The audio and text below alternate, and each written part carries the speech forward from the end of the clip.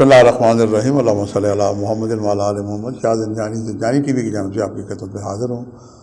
Programme میں today آج قبولیت دعا کا وقت، ارشاد نبوی ہے سرکار دو عالم محمد مصطفیٰ صلی اللہ علیہ وسلم کا کہ دعا جو ہے عبادت کی روح ہے، اور روح اگر جسم سے نکل جائے تو جناب وہ جسم بیکار ہو جاتا ہے۔ اس طریقے سے عبادت کرنے کے بعد جب تک دعا نہ کی جائے تب تک اس کی روح جو ہے، اصل مکمل جو روح ہے اس کی، وہ دعا ہے، اور دعا کرتے رہنا چاہیے، دعا لیتے رہنا چاہیے، دعا دیتے رہنا چاہیے۔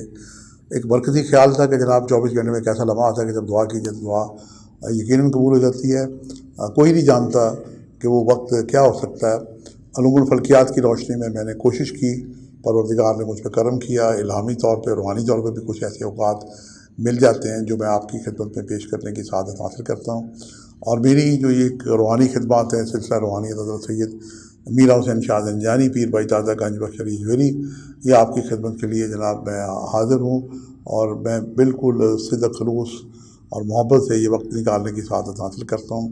کسی بھی اگر بہن بھائی کی دعا قبول ہو جائے گی تو یقیناً مجھے بھی روحانی خوشی ہوگی، اور یقیناً آپ کی بھی فیملی میں، خاندان میں خوشی ہوگی۔ اس کے علاوہ دعا کو آپ روکا نہ کریں، دعا کا سلسلہ ایک لامتناہی سلسلے سے اسے جاری رکھیں، دعا لیا کریں، دعا دیا کریں۔ یہ اولیاء کا، انبیاء کا ایک طریقہ کار ہے، اور دعا جو ہے یہ اللہ کو پسند ہے۔ اللہ پاک نے دعائیں کرنے کا، بلکہ ایک مضطرب پریشان بندہ جب دعا کرتا ہے تو اس کی دعا بارگاہ خدا بندی میں یقیناً اور جلد قبول ہو جاتی ہے۔ ایک شخص نے بارگاہ رسالت میں آ کے پوچھا کہ یا رسول اللہ، زمین سے آسمان کا فاصلہ کتنا ہے؟ تو فرمان رسول ہے کہ اللہ نے فرمایا کہ ایک مظلوم کی آہ، جو وہ جب دکھی ہوتا ہے اللہ سے دعا کرتا ہے تو اس کی دعا جو ہے عرش پہ تک چلی جاتی ہے۔ ایک زمین اور آسمان کا فاصلہ ایک آہ والا ہے۔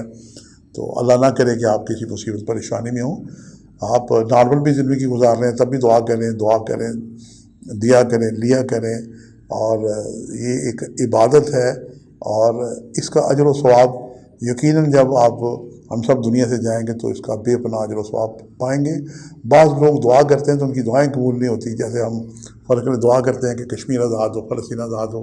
اس کے علاوہ اور بھی بہت ساری ہماری دعائیں جو ہم دیکھتے ہیں کہ یہ دعائیں مسلسل کئی سالوں سے کر رہے ہیں لیکن یہ پینڈنگ چلی آ رہی ہیں، لیکن اللہ پاک اس کا بھی بے پناہ اجر دیتا ہے۔ یہ دعائیں آپ کی جناب ایک سمجھے بینک نہیں بلکہ اسٹیٹ بینک میں جمع ہو رہی ہیں۔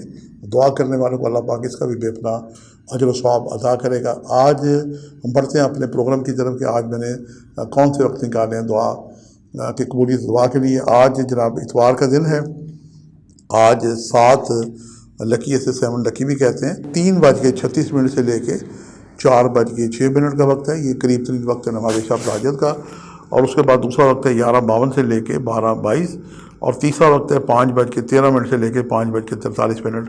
تو یہ میرے نزدیک یہ تینوں وقت قبولیت دعا کے وقت ہیں۔ یہ جناب نماز شب فجر کا وقت بھی ہے، ظہر کا وقت بھی ہے، اور اذان مغرب کے قریب ترین کا وقت ہے۔